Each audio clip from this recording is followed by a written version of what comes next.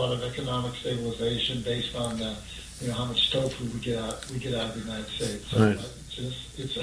it's not happening that way. So you're allocating back to the allocation question. Mm-hmm. It has to be done. Yes, because you got to listen to grandma. You can't have all your eggs in one basket. Right. But it has to be done in a different way because the environment has changed so dramatically in the underlying economy. Right. Well, the other thing is that you have a lot of people now with the graying of America, of which I happen to be part of that. When you start to have money in a self-directed IRA because you want to protect it and you want to put it into a bank just in case something happens, at least you think that $250,000 of it's protected.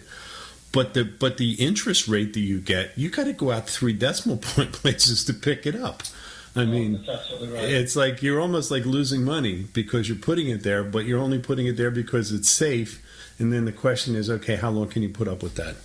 Well, that's right, and I don't know that we're headed in that direction, but there's a probability for it, and that's negative interest rates where you actually pay the banks to hold the money for you because it's safe. So if you look at an environment like the late cycle slowdown that I'm talking about, what's worked phenomenally over the last 12 months have been things that people don't normally think about. Anything that looked like a utility, anything that looked like a municipal bond or a long-term government bond, anything that looked like gold, except for the gold miners, they were a little choppy. But commodities in general seem to do fairly well. Now, those things, you can buy those through ETFs, and the ETF market is actually starting to surpass the actively managed mutual fund market. Right. And there have been massive redemptions from mutual fund markets, and people just want to. And I think it's an age thing because, millennials are like, okay, give me the algorithm, let me figure it out from there. Right. And I have this conversation all the time with,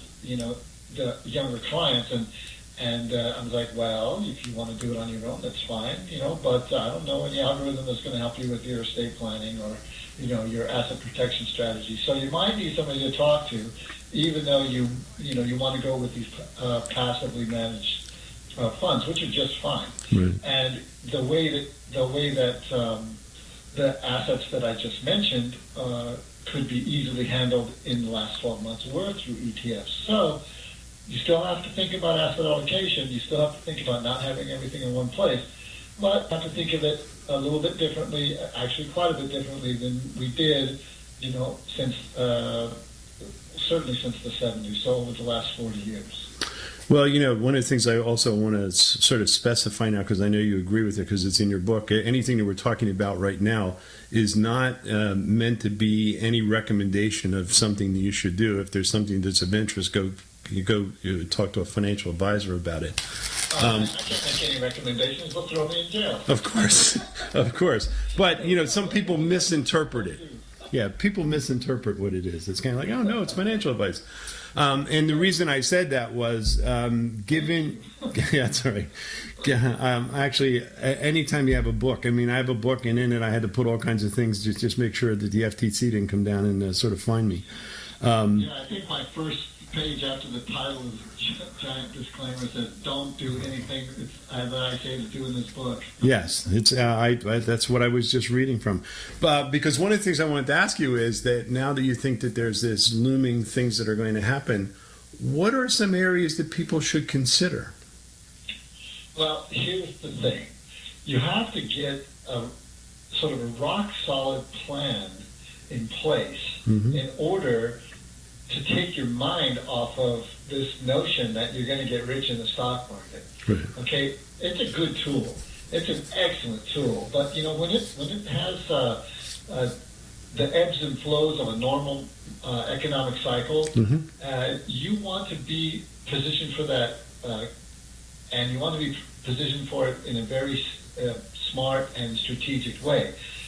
The best way to do it, in my opinion, is to have certain things in place, like an emergency fund that is either 6 to 12 months of all of your expenses just covered, sitting there, waiting for something to happen. So if something does happen, you're not going to have to worry about it. So that brings you a little peace of mind.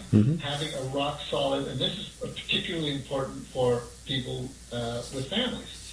is having a rock solid, and that's, husband and wife, or, domestic partnerships, or whatever whatever the situation is. But if they have kids, that kind of thing, have a rock solid insurance portfolio where, you've got a mixture of whole life term, some sort of annuity structure going on, so that if anything else happens, you're covered. So if you get, your skill sets in order, and you're educated yourself, and your work is going just fine, and hopefully gangbusters because you're an entrepreneur, but you're focused all of your excess capital on the stock market, you're not going to get sleep at night. On the other hand, if you have a little money tucked under the mattress, you've got some, actual gold coins in a safe deposit box, you've got some insurance that's got you covered for, the eventuality that, what, you sprain your ankle or worse, then you don't have to focus on, that big drive to get massive returns from the market. I don't think you're going to get them for a while anyway. Maybe on a case-by-case basis you still can. That may be true. But, by the same token, you have to get yourself to a point where you just don't have to worry about it. So kind of what I advise people to do is to look the other way. Don't really turn all of your attention to the market. Turn your attention away to strategies that keep you calm and keep you focused and allow you to spend some time, quality time, without having to worry about all that stuff. So, that's kind of, how you defend against this kind of volatility, and that's by just sort of stepping back a little bit. Well, the other thing that I think that people really have to be paying more closer attention to is a lot of what we put money away for is the future, and it ends up that people are living significantly longer than anybody ever anticipated. So what does that mean in terms of what kind of retirement fund do you have to have in place? Oh, man, that's absolutely a great question. So, I always try to tell clients, my clients that, typically work with me, they're making a bit of money. And so I say, okay, let's say you retire, and you say you want to, put together an amount of money, and how does $1 million sound? And they say, $1 million sounds great. If I had that, I'd be able to retire. And I say, okay, let's say we get 5% off of that $1 million, and we're just going to not spend any of the principal and live off of the interest, right? And they're like, yeah. I said, well, how much is that 5%? It's like $50,000. Okay, so what kind of adjustment are you going to have to make from your income that you're making now, which is 5 times that? To when you retire and you're just going to live off of a fifth. And they're like, ooh. Yeah, most people don't get that. And most people really think that once they retire, there's going to be all these expenses out of their life. And it's not true. You still need 60 to 80% of what you were making when you were working in order to keep your lifestyle up. That's right. And that means, a lot of specialized planning. And, I'm sorry, younger investors, I'm speaking straight to you. It's not going to happen from an algorithm. You got to talk to a guy like me. Right. Well, that's actually, guy. I got to tell you, I've really enjoyed this. And by the way, I told you the time would go fast, and it has. We're just coming up on just about the 23-minute mark. But I want to give you an opportunity to tell people how they can get in touch with you. Tell them where your book is, what name and title your book is, and where they can get it. Okay, great. So the name of the book is The Family Man Stock Market Volatility Survival Guide, How to Defend Your Family in Any Economy. You can go on Amazon and find it there. You can go on my website, which is www.familymans.com. My work website is dfcwealth.com. You can get the book on the website. On both of those websites, you can Google my name, Donald F. Carpenter Jr. By the way, if you Google Donald Carpenter, it's like some big Mohawk metal banger guy. Right. It's not me. So Donald F. Carpenter Jr., or you can Google The Family Man Stock Market Volatility Survival Guide, or you can just Google Family Man Stock Market, and the book comes right up. It's about 93 pages. It's got some really good information, how to get your act together, why you're working. I mean, one of the things I say in the book is that if you've got a family then you've got to get your heart around your business, and that means you're not working for your boss, you're not working for your company, you're working for your family, the people that you love. So, that's really, there's this big push to, get guys to sort of reclaim that ownership of defending and protecting their families and starting with their finances. Donald, it was a pleasure talking to you. I really enjoyed it, and I hope a lot of people go out and buy your book and contact you, and you can help them live their lives out properly. Well, I'm here in Southern California, Century City, and look forward to having people get the book. I mean, I really would like it if they would just buy it, not so much that it would, ingratiate me, but I think I wrote it to help, and I hope it can help. Thanks, and thanks for appearing on the show. Hey, thank you so much. It's been my pleasure. You've been listening to the only show that talks about the real-world examples, the real-life stories of venture capitalists today. It's California Business Investing Hour, brought to you by CalCap Partners, right here in Orange County's only community radio station, OCTalkRadio.net.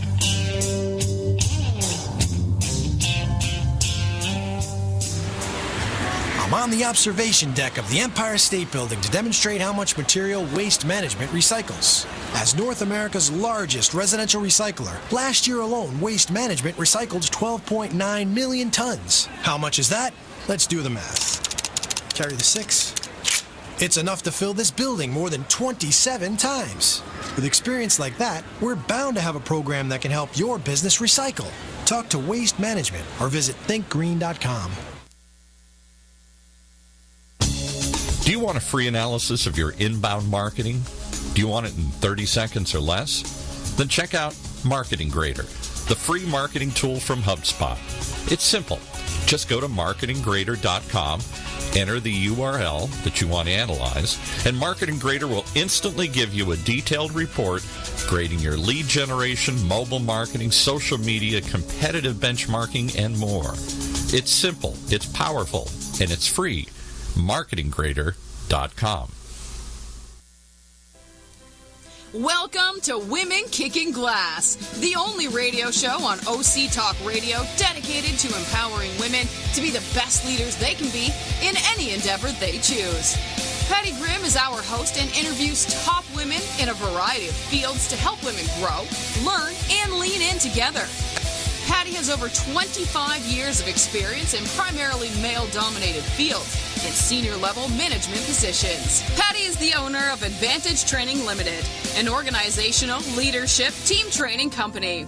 She recently released her new book for women called Quiet Women Never Changed History. Be strong, stand out, and stand up. With the subtitle, Let's Go Kick Some Glass. And that's what we're going to do today in a big way today for International Women's Day. Patty Grimm. Yes, welcome. Today is March 8th, 2017. It is International Women's Day in honor of all the women around the world. I have an absolutely amazing guest with me today. I think we're going to have an interesting conversation. I think she's got some amazing insight. So, Jodie Grenier, say it right? Yes. Is executive founder of For Women Warriors, an organization whose mission is to serve women warriors and their children so their next mission is clear and continues to impact the world. Jodie actually began her career in the military by joining the Marines right out of high school, and she served in the 1st Marine Division, G2 Military Intelligence. She was involved in Iraqi Operation Freedom 1 and 2 as a intelligence collections and watch officer, and she was honored with a Navy accommodation, a Navy achievement, Global War on Terrorism service, and Iraqi campaign medals. In 2005, she was honestly discharged from the military service and was promoted to staff sergeant in the reserves. She's had a number of amazing roles and has in the past 10 years, including force protection security supervisor in Al-Qut. Is that right? Yes, Al-Qut, Iraq. Al-Qut, Iraq, state of Kabul. Yeah, the Department of State, Kabul. Yep, modeling and simulation intelligence for the Marine Corps in battles. In pursuit of her passion for philanthropy and giving back to women and their children and people in the military, she started doing fundraising and was the VP of an organization called Marine Reconnaissance Foundation, and to raise awareness and stewardship significant financial contributions for an organization that assists homeless veteran women and their children. She holds a bachelor degree in psychology, and she's currently getting her master's degree in nonprofit management from University of San Diego. So that's a really long, incredible introduction. Thank you. Thank you so much. I'm so humbled to be here, especially on International Women's Day. It's such an honor. It's great to be here. There's a lot of good things going on today. So, Jodie, tell us a little about yourself and your experience. Tell the audience about yourself, your experience, and why did you join the Marines right out of high school? Well, I grew up in Connecticut. I'm the oldest of 3 young women, and college was not on the forefront for me right out of high school. I was a bit rambunctious, and I had a whole lot of energy and needed something to fuel it into. So when I considered the service, the Marine Corps just seemed like the right option for me. I had never cowered in the face of adversity, so taking on a challenge like the Marine Corps was definitely something that seemed to fit the bill. And one of your sisters is in the Air Force too, right? Yeah. So my sister Josephine, she served in the Air Force, and she actually is an Iraq vet as well. Yeah. And amazing. She's a veteran, and she currently lives in Tokyo. She's a kindergarten teacher at an international school. So. Oh, that's a switch. Yeah, absolutely. Incredible. What were some of the biggest challenges you had to overcome? You're a young, beautiful, small, petite woman. What were some of the toughest challenges you had to overcome in the military? Thank you. I think that the way I was raised by a very strong woman, that one of the biggest challenges was I didn't realize that there was a perception that things were off limits to women. And so going into a very male-dominated, sometimes misogynistic culture, I quickly became accustomed to realizing that some people didn't think that I should be in the military. Yeah. Yeah. What did some of your friends say when you said you were going to join the Marines? Well, my friends, the ones that knew me the best, definitely said it was suiting. I'm definitely known as a competitor, and I've always been, athletic and super competitive and very assertive. So my friends definitely thought that it was suiting. Yeah. How did you overcome some of these obstacles? I think some of the obstacles, you just realize that it's sometimes not going to be fair. You got to work twice as hard, if not 4 times as hard as your peers and colleagues, and realize that there's a mission ahead of you that needs to be accomplished, and you put aside your feelings and emotions and you just charge ahead. Yeah. Yeah. Can you think of one instance in particular that was particularly challenging, and just because I think a lot of women kind of think they face these big obstacles, but they didn't. Their obstacles may not be quite as big as some of the ones that you experience. And how did you had the determination, the will, you knew you had a mission, something to do. Can you think of something? I think, I came from being in intelligence. A lot of our work had to do with, just a lot of emotional intelligence and being able to read between the lines and associate patterns and really look ahead and critically think about what the threats are. I think one of the challenges was that I was 19 years old when we went to Iraq, and you make your reputation and your mark on the intelligence community by knowing your stuff and being heard and building a reputation where people don't question you. And so that was a challenge, being a petite 19-year-old woman who is, essentially briefing the command and staff of the 1st Marine Division in Iraq and telling them, this is your threat. And this is your most advantageous course of action. This is your most likely course of action, and being heard. And so I just did that by being really phenomenal at my job and leaning on my colleagues for support in that. And I think that that challenge was something that it wasn't just one incident. It was continuous. and every day and grew. And it wasn't a technical challenge where you could just put a Band-Aid or fulfill like A through Z. It was an adaptive challenge of inspiring people, allowing people to see you work hard, and really bringing them on board, and realizing that aside from what their perception is, that I was there to do a great job. Yeah, and even not related to anything to what you do, but I was raised by a very strong father and mother that really raised me to believe I could do anything I wanted to. In fact, I think they thought I was a boy, because I was truly a tomboy, and I always had the tenacity to get things done. But there was nothing. My parents told me that you could accomplish anything you wanted to do, and you're just as good as any boy out there. And one of the things and principles in my book that you really hit on was the ideas that in order to be seen as an equal, sometimes we do have to work a little bit harder. And the thing that a lot of women need to do is get better at being valuable. So you were valuable to the intelligence community because you took the time to learn what you needed to learn and to be able to speak to them in their language in that adaptive way. So you were valuable to them. You developed a skill, something you were really good at. You were vocal.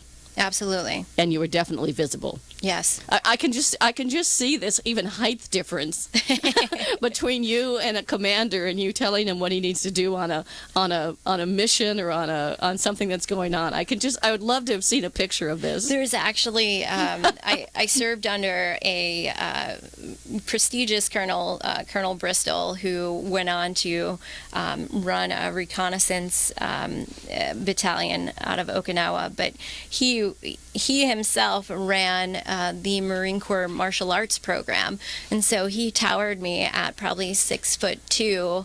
And you're maybe 5 foot, 5'2". I'm a little over 5'2", and he was also.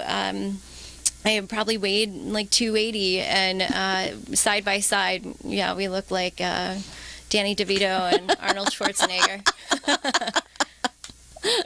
Maybe he looked a little bit more like Danny DeVito. Yeah, that's interesting. So you made yourself visible, valuable, and vocal. You also mentioned that you worked with, you gave intelligence briefings to someone who's now one of our heads in our military government. Yeah, so Secretary of Defense, General James Mattis. Most people know him as Mad Dog, this name the media gave him, but his call sign was actually Chaos. Colonel has an awesome solution or something of that nature. But yeah, absolutely. As we left the forward line of departure out of Kuwait and invaded Iraq, he was a part of the jump that moved in between our forward command center and our main command center. And so he would often come in and ask, what's the current situation? And myself and my team were directly responsible for giving him the intelligence that he made very important decisions off of. Yeah, that's amazing. That's amazing. So you were deployed to Iraq a couple of times. What was it like there? So the first time we went into Iraq, we were warmly welcomed. There were young children and Iraqi men on the sides of the road waving American flags, and they seemed very grateful and warm to our arrival. The second time I was in Iraq, I was stationed in Ramadi and then traveled all throughout West El Anbar province, and that was at the height of the insurgency during some of our larger battles in Ramadi and Fallujah, and that definitely was not the same warm welcome. It was a mind-opening experience. I think being 19 and 20 years old going to Iraq, I quickly had an immense amount of gratitude for the freedoms that I had here in the U.S. And I wasn't sure what was going to happen when we were going into Iraq, and so having that mindset of I've got to do the best job that I possibly can, and my job was to provide actionable intelligence to protect my brothers and sisters. So it was a mind-opening and a life-changing experience for sure. Yeah, we were talking about some places here that, you were deployed eventually or ended up being at Camp Pendleton, which is right. What did you call it? It's the Marine Corps Lottery. Yeah. So when you get your duty station selected, Camp Pendleton, California, they say Hollywood Marines. Yeah.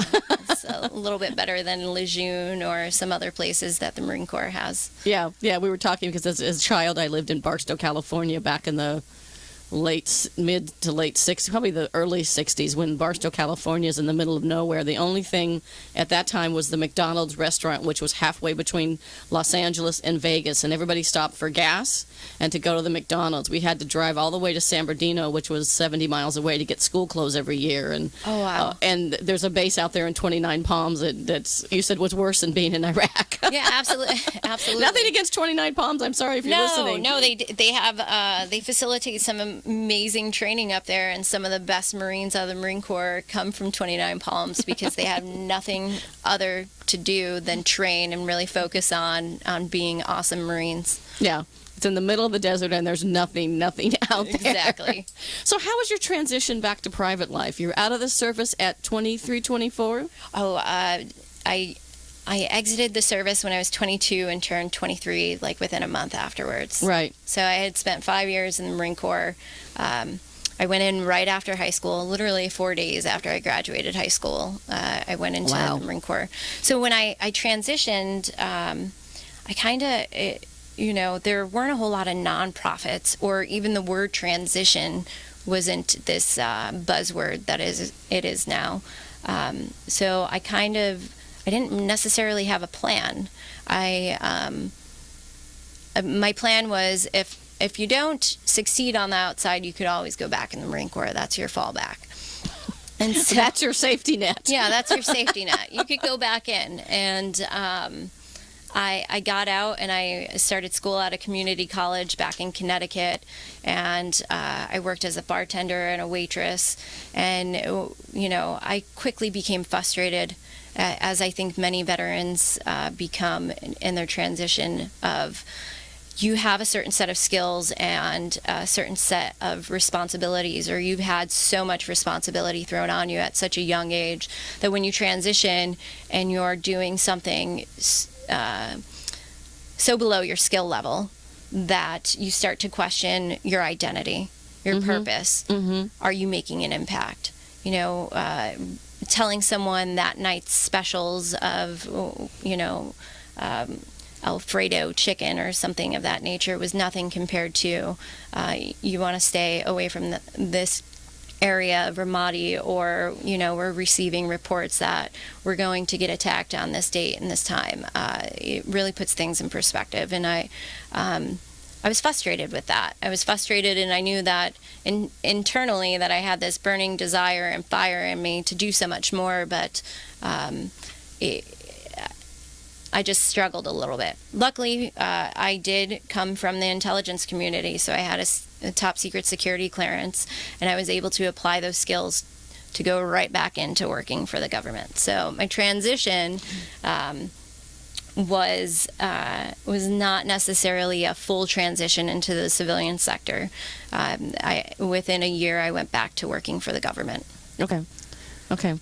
And how did you get yourself kind of back into your zone? So it was fairly simple in that I didn't take a contract in Connecticut where I was. I came right back to California.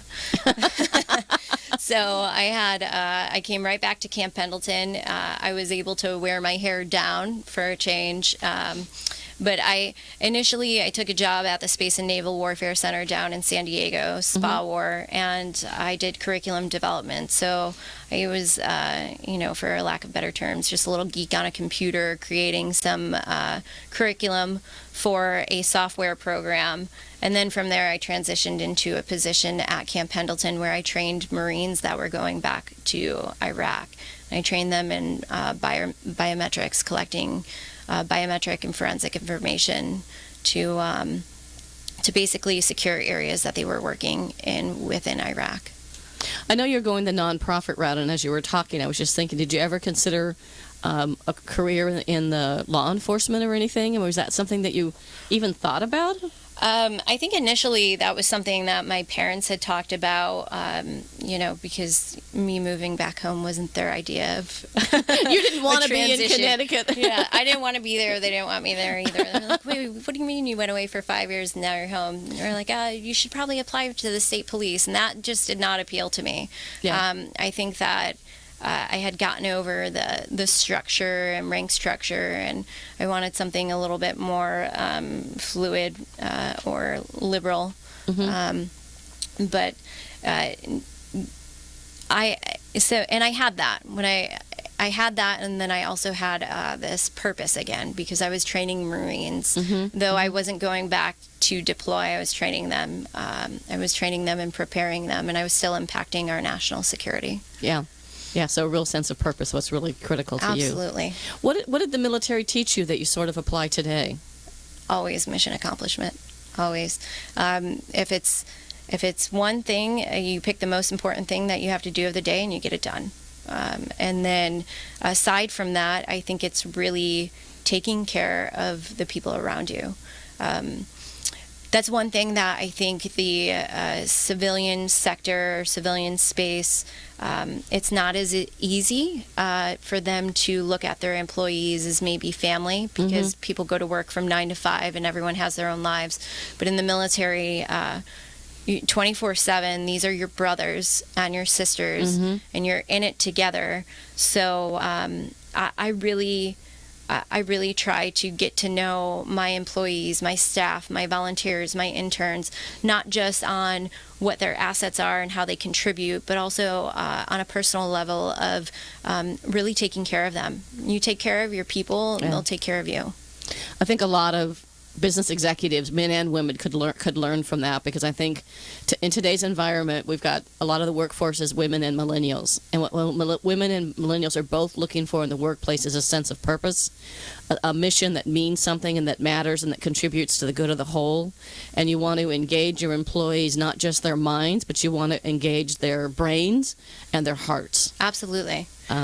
And that's what leaders do. It's one thing to manage people. Anyone could be a manager, but if you're actually going to lead someone, you have to inspire them, and they have to rally around your inspiration. And most people actually admire people that admire them. Yeah. Yeah. It's a transactional trade of currency. Yeah. You're not a leadership isn't a leadership is something that's earned. Exactly. And that your measure of your leadership is the value of your followers, where managers can be appointed. Exactly.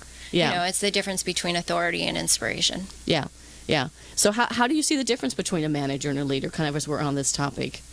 I think back to my military early in my, when I first went into the Marine Corps, and you have some very young leaders, and the difference between some inflict fear of, you're going to get this done my way or the highway, and then Right. you have those that actually take the time to develop their subordinates and really invest in their personnel, and realize that the better someone is beneath you, the better you are, and the better your team is, Right. and the better the execution of the mission is. Yeah.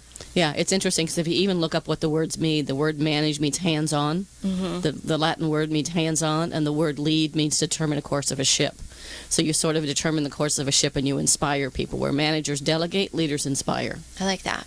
Manage the course of a ship. Yeah, manage the course of the ship. So they inspire people, but they don't sail the ship. They don't row the ship. It's actually the people that do that. Yeah. like that. So is there anything that in the military that kind of still holds you back a little bit? We'll take a quick commercial break in just a second. But is there anything that kind of the military sort of you're having difficulty letting go of, or that might sometimes hold you back in any way? I think I wouldn't say holds me back. I think that I am definitely my own personal initiative, and with the organization I work for, is bridging that civilian military divide, and really basically outsourcing mentorship to civilian business leaders, and seeking seeking mentees from the veteran space that are willing and ready to transition into business. So I don't think anything holds me back from the military, and if it does, it's then my own personal.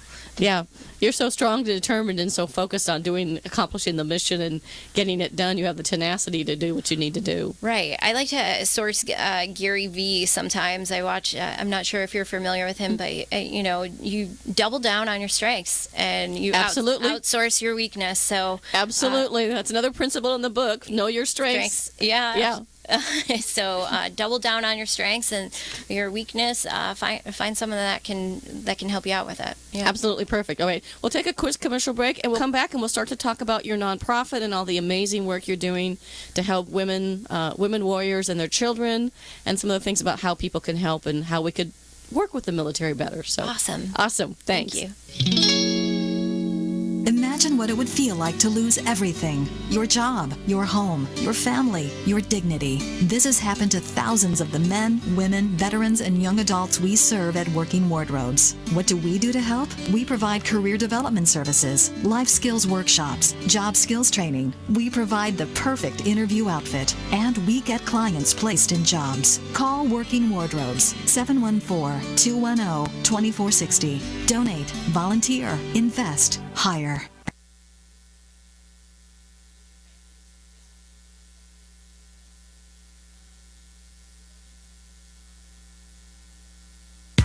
When it comes to pioneers in their respective industries, we all know the Apples, Starbucks, and Trader Joe's of the world. In the realm of recruiting, Decision Toolbox is the industry's best-kept secret, with 90% of their business from referrals and repeat customers. For over 20 years, Decision Toolbox's U.S.-based team of recruiters, sourcers, professional writers, quality personnel, and tech support has perfected a Six Sigma approach to talent management. No matter the size of the project, Decision Toolbox delivers incredible results. A cost per hire less than half of what contingency firms charge, with the winning candidate presented in an average of 14 days, all with a 12-month candidate warranty. With results like that, Decision Toolbox won't be a secret for long. Visit us at www.dtoolbox.com for more information. Back to Patty and her guest. This is Patty with Jodie from Women Warriors. Served in the Marine Corps, had an amazing experience. Just one more question sort of on the Marine side of things. We seem to have a problem in the United States with Marines coming back and a lot of homelessness and people, for lack of a better term, somewhat lost. Is there what's your opinion of why that happens, and what could we do to help? Yeah. Sometimes I think people don't even know what to say to Marines. They'll say thanks for your service, but it's like they don't want to hear about it. Right. So it's not isolated to just Marines. It's all service members that get out and transition. If I go off course, remind me of what to say, because I definitely have something to add to that. But when we get out of the military and you've been responsible for so many people, and you're not just responsible for getting people to work, you're responsible for lives. Right. It's life or death. Exactly. You're responsible for lives. You're responsible for mentoring and developing your subordinates and truly leading them. And so when you get back and you get out, you lose your identity. A lot of people, and especially this happens even with retirees out of corporate CEOs or business owners, they retire and they realize golfing 3 times a week does not make them feel like a contribution to society, and their job was their identity. So whether you're a Marine, a soldier, an airman, when you exit the service, your identity is then gone. And then also with that is your mentors and the people that have led you are either still in the military or they're going through their own transition. So, it's just kind of an isolated environment. So that's one struggle. Another struggle is, and that falls on the veteran, but it also falls on our system is not designed to make for an easy transition. For instance, and I have talked about this at exhaustion, you think about your medics or corpsmen that have saved lives on the battlefield, or they've worked in naval hospitals or army hospitals, and they've case managed and took care of soldiers and military personnel, but when they get out, they don't even have as little as a nursing assistant certification. Right. So there's a gap in transitioning. These people could draw blood, they could operate, they can, essentially fill bullet holes and save lives. But when they get out, they can't even as much go work in an emergency room or work in a doctor's office. So there's that. Even the people that drive trucks, you still have to go through a course to drive a big rig. So that's frustrating. And you've been driving a truck in some horrible conditions. Exactly. So that's frustrating. I think that it's many things. One, it's you lose your identity. Two, the system is not designed for you to just transition back into a civilian type job so easily. And then also veterans need to learn how to humble themselves a bit. You have to learn that you've got to start over in some aspects, and not everything transfers, and you have to become nimble and flexible, and your next mission isn't necessarily it isn't going to be handed to you on a piece of paper. You've got to figure it out. So that can be daunting. Right. But when you ask about what do we say to veterans? Should we say thank you? I think that saying thank you is fine. Thank you for your service. But I would encourage others to say, what's next? How can I help you? Exactly. Yeah.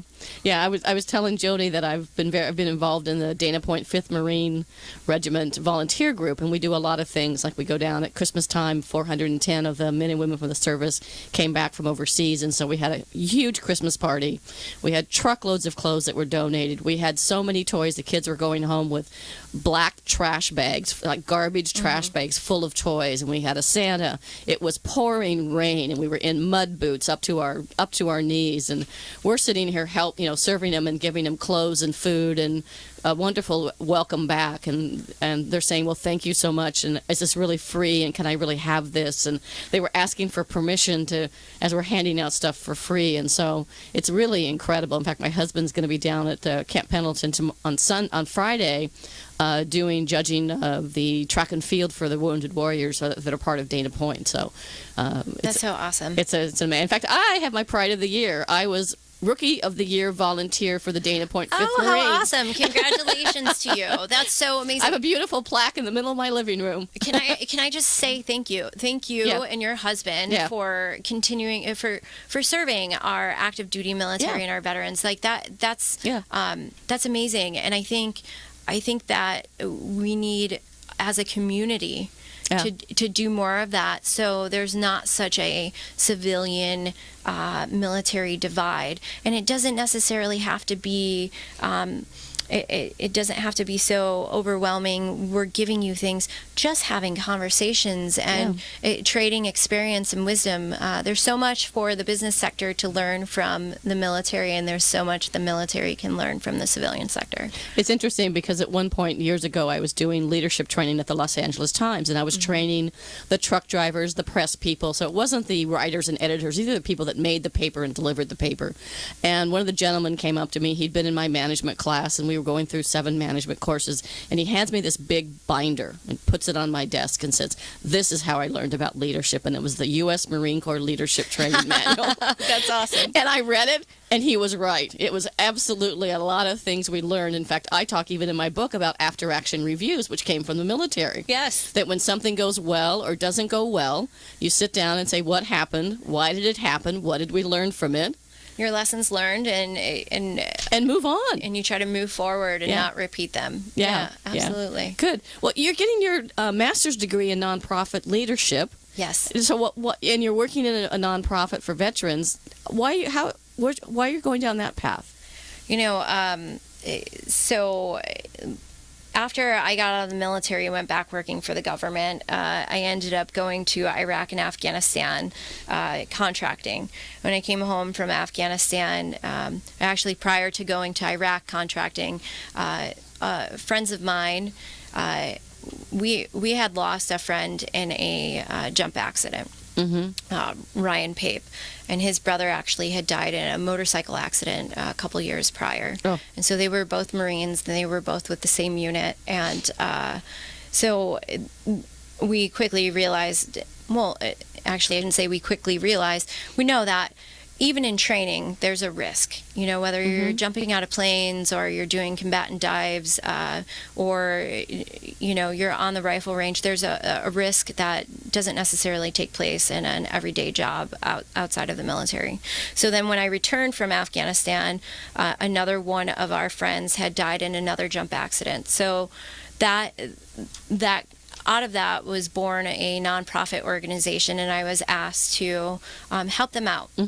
And so, because I have always been a connector.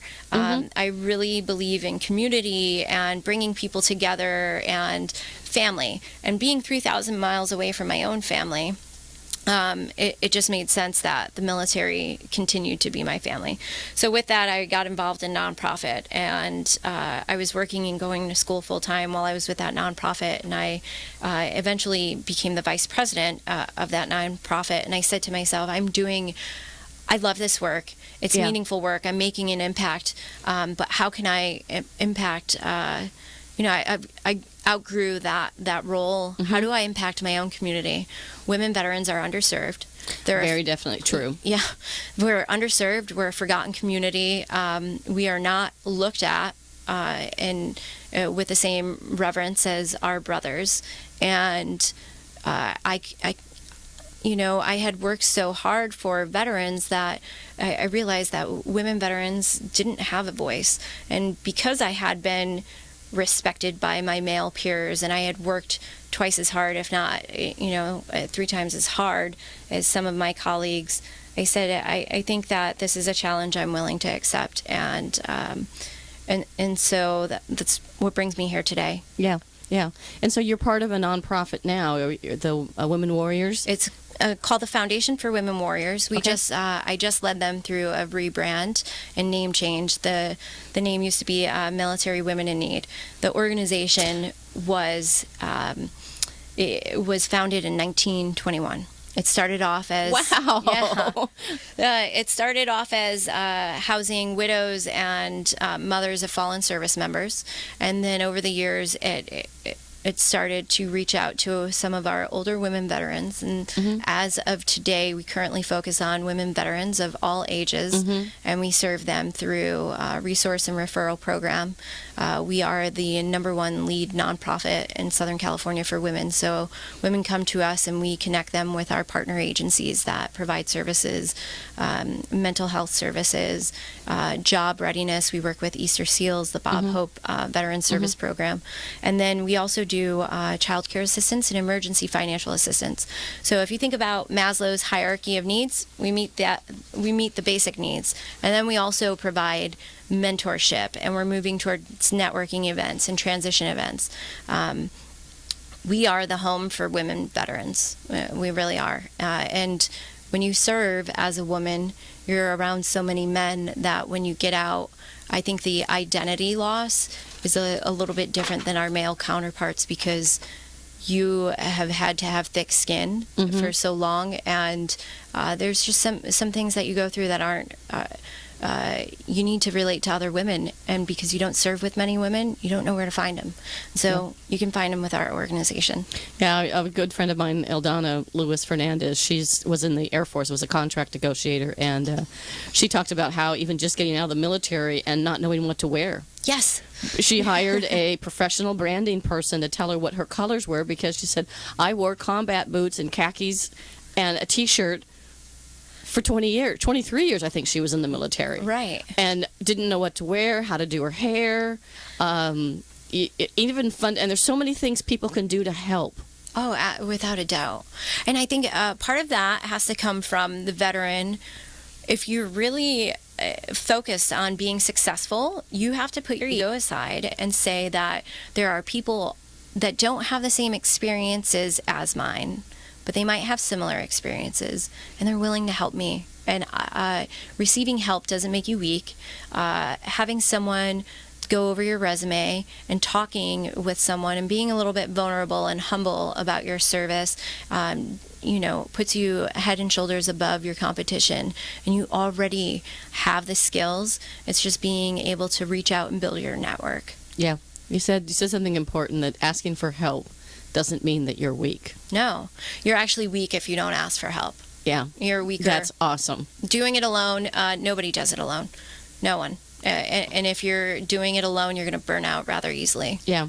So where is your I know you're in LA and you're in San Diego. So where is the organization that you're part of, and how could people get in touch and help? And Absolutely. So we're based out of LA. You can reach us through our website. So we receive phone calls, and most of our inquiries come through our website, and that can be reached at info@f4ww.org. Our website is foundationforwomenwarriors.org, and we have highly trained and very awesome program coordinators that do case management, and that field a phone call like an old friend. When you're calling your old friend and you want to rant about something and talk about what you need, our program coordinators are that. Not only do they provide an assessment for what kind of services we can provide, but they provide a caring ear to whatever it is that you face. And they also, one of our clients recently said, your organization made me feel like my problem or my challenge was not permanent. It was temporary. I didn't feel ashamed, and empowered me to feel more optimistic about the future. And so that was like the biggest compliment I could have. Yeah. So say the website again. So it's www.foundationforwomenwarriors.org, or it's www.f as in Frank 4 www.org. So we can be reached at both. Okay. And there's a contact button there, and you can read all about our organization. And we have a Facebook page, and we're on Instagram, and we're on Twitter. So we're all over the place. Yeah. But we serve all of Southern California. So we're based out of LA. Currently, I'm hiring a program coordinator in San Diego, so we're doing interviews for that right now. But we're all over the place, and we can be reached by phone or email. So what are some areas we can help in? So if I wanted to volunteer, I do workshops on like understanding personal styles and understand how to work with people that are different from you. So knowing what your strengths are and where you're weak, or interviewing skills, or dress for success, or where could people help? I love that. That's so awesome. We just set a date for our first transition seminar, and we'll be working with the San Diego Veterans Coalition and also Easter SEALs, and that will be at University of San Diego, and that will be a workshop to discuss just with women veterans how to speak to people that are different than you. So that's one way. We're also planning our calendar of networking events. I think that networking can be intimidating, especially when you've worn a uniform. So we're doing networking events with a little different twist. You don't have to show up dress a certain way. Come as you are, and it's an inviting, welcoming community, and it's and a chance just to get to know people and reestablish that camaraderie, but also meet some women in business that can mentor. So we're planning our calendar for that. So I encourage everyone to go to the website and get on our newsletter, and you'll be updated at opportunities to help out. Great, because there's some other organizations that do similar kind of things. There's Working Wardrobes. Right. It has a whole veterans group. I volunteer at Working Wardrobes as well. And there's also one that used to be called Women Helping Women. Now they go just by WHW. It's helping women, men, military, but all kinds of people in different organizations. So there's so many ways that people can help. But I'd love to have people think about, if you're going to have a networking event, could we somehow partner together and get people to be there as business women or and that could just have conversations with women. And I tell, I really promote. I have my own personal board of advisors, and I heard this a while back from another woman veteran, that I offer room for dissent from my opinions, and I have people from all different areas of my life that, though I'm an executive director, I don't have all the answers. I don't. Yeah. And so recently, our organization was led by a phenomenal woman by the name of Meredith Brennel-Virez, and she was with our organization for 20 years. She served as the president for the past 5 years, and my last interview, when I took the job, she told me she had stage 4 cancer. She ended up passing away in December, and so I leaned on a lot of my mentors. How am I going to really take care of my staff and my employees and get them through this period of time?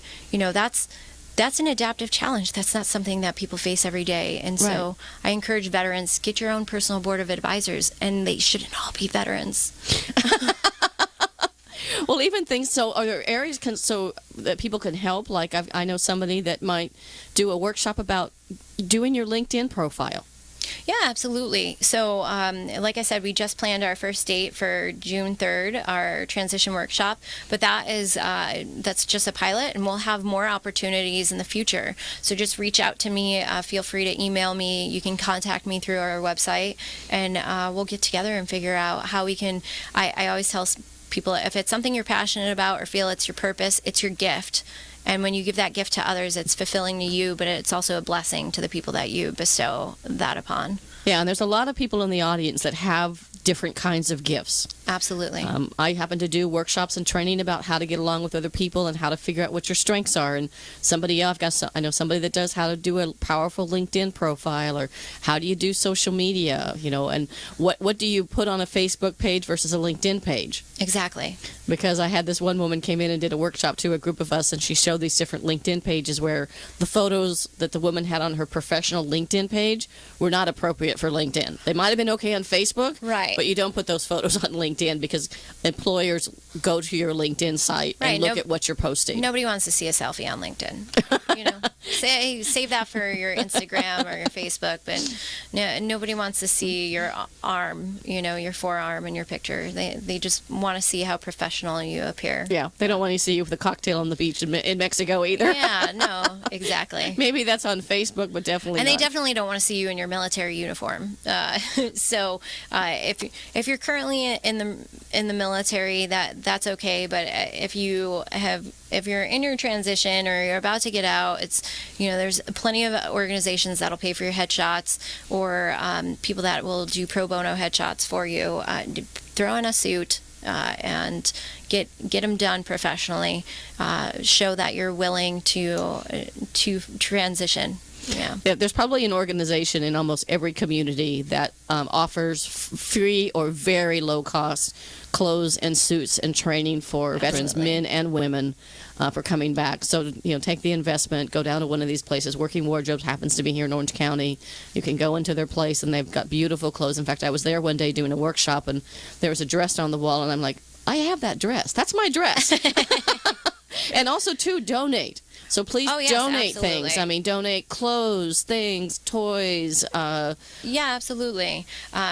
Donate your expertise would be ideal. Yep. And if you can't do that, of course, clothes, time, and even a 20-minute call once a month or every other month would help a veteran. Yeah.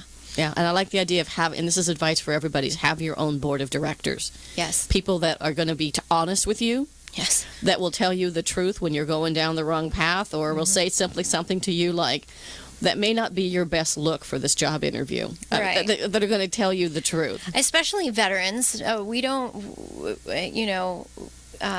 sometimes our civilian friends, they are your number one fan, so the last thing they want to do is tell someone that's probably not a good idea. if they're a little intimidated by you. Yeah. So yeah, absolutely. Enlist some people that you respect, and having varying opinions only makes you a more well-rounded individual and allows for you to help people in the future. And it shows your strength. Back to your comment, asking for help doesn't make you weak, it makes you stronger. Yeah, absolutely. That's a great quote. So what words of advice do you have for women in general, or words of advice for help women kick more glass? Okay, so words of advice to help women kick glass. I would say if you feel like it's not going to be fair, double down on your strengths, like I said before. Yep. And you might have to work double hard as your peers and your colleagues, and don't forget the people around you and really take care of them. Yeah. Because you can be assertive and strong on your own, and that only gets you so far. You really need to enlist the people around you, your subordinates, your employees, and really build partnerships with them, because at the end of the day, it's your mission to get whatever your job is done and execute. And so you need to take care of those people and ensure that ensure that you're taking care of people. Yeah, and reach out and mentor someone else. Reach out and mentor another woman. Give back. Absolutely. Oh my gosh. I can't. And you don't. In order to give back, you don't have to be at a certain stage. It's not this if and when I get here. When I get this much money, when I do this, when I have time, blah, blah, blah. If I lived off of that, I wouldn't be sitting here. Yeah. This if and when. You can... one of my clients is currently a college student. She's a single mom. She's phenomenal, and she's going on to grad school to be a physician's assistant. She comes to our organization with a plethora of information of how to navigate resources as a single mom and college student. She mentors other women. Yeah.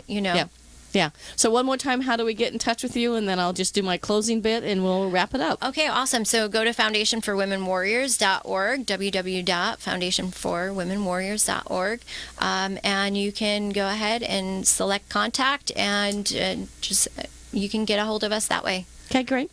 Well, thank you so much. This has been a great special International Women's Day show. I really appreciate you stopping by today and getting through the traffic between LA and San Diego. So I really appreciate it. Thank you so much. I'm so honored to be here. Happy International Women's Day, and keep kicking glass, everyone. Absolutely, absolutely. So just one couple things in closing is make sure to reach out to me if you'd like to be on the show, if you know somebody you'd like to have a guest on the show, or you have ideas of something you'd like to talk about. You can get my book on Amazon, Women Kicking Glass. The actual book title is Quiet Women Never Change History. Be strong, stand up, stand out, and let's go kick some glass. So pick up a copy of that. Let me know what you think and write a review. I appreciate Jodie being here today. It's been a phenomenal show.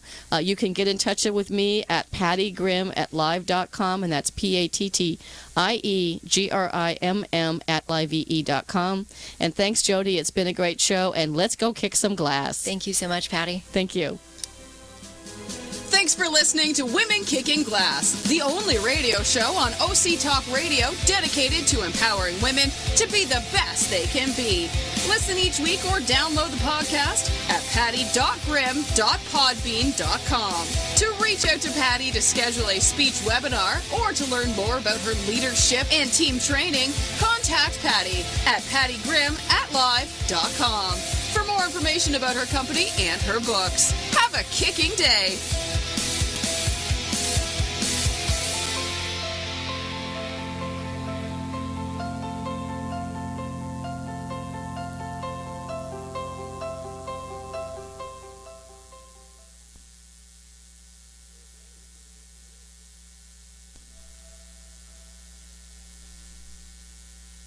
Support for this podcast and the following message come from Notre Dame's Mendoza College of Business, whose MBA program is ranked number 5 in global alumni effectiveness by The Economist.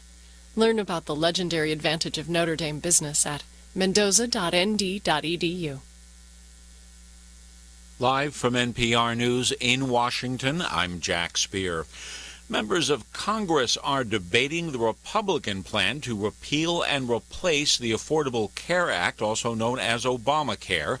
The Energy and Commerce and House Ways and